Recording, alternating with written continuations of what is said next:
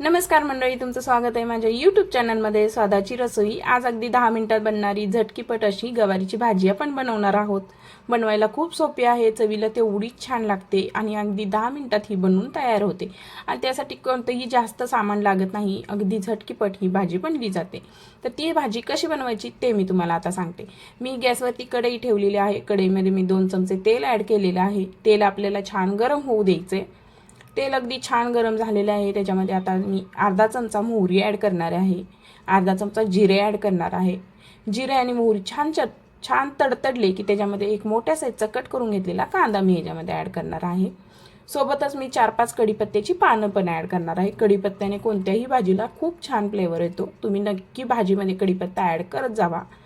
तर मी कढीपत्ता पण आता ॲड केलेला आहे। आता कांदा आणि कढीपत्ता आपल्याला 2 ते 3 मिनिटांसाठी छान परतून घ्यायचं आहे। तुम्ही पाहू शकता किती छान कांदा परतत आहे। अगदी 2 ते 3 मिनिटात कांदा परतला जातो हाय फ्लेमवरती। तर तुम्ही नक्की हाय फ्लेमवरतीच परता, लो फ्लेमवरती थोडा टाइम लागतो।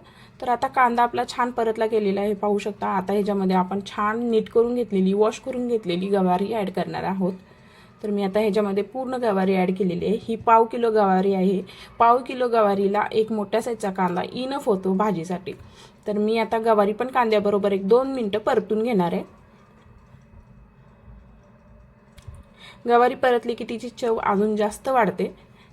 तर मी आता 2 मिनिटं गवारी परतून घेतलेली आहे। आता त्याच्यामध्ये आपल्या घरातले काही बेसिक मसाले आपल्याला ॲड करायचे आहेत। जे काळा मसाला खातात त्या लोकांनी काळा मसाला ॲड करा। आमच्या इकडे कांदा लसूण मसाला खातात, तर मी 1 चमचा कांदा लसूण मसाला, अर्धा चमचा हळद आणि अर्धा चमचा धनेपूड ॲड केलेले आहे। हे मसाले गवारीबरोबर छान आपल्याला 2 मिनिटांसाठी परतून घ्यायचे आहेत।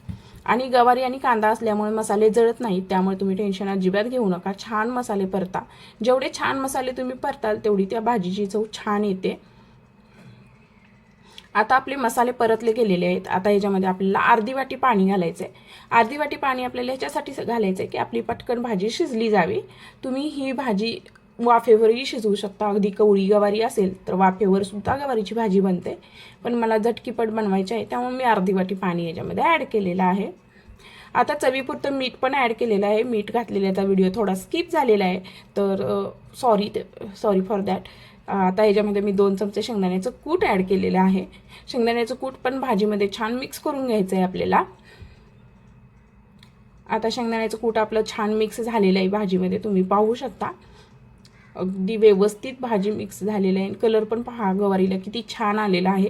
आता या भाजीवरती आपल्याला प्लेट झाकायचे आणि अगदी 10 मिनिटं ही भाजी आपल्याला शिजू द्यायचे। 10 मिनिटात ही भाजी परफेक्ट शिजते आणि आपल्याला खाण्यासाठी रेडी सुद्धा होते।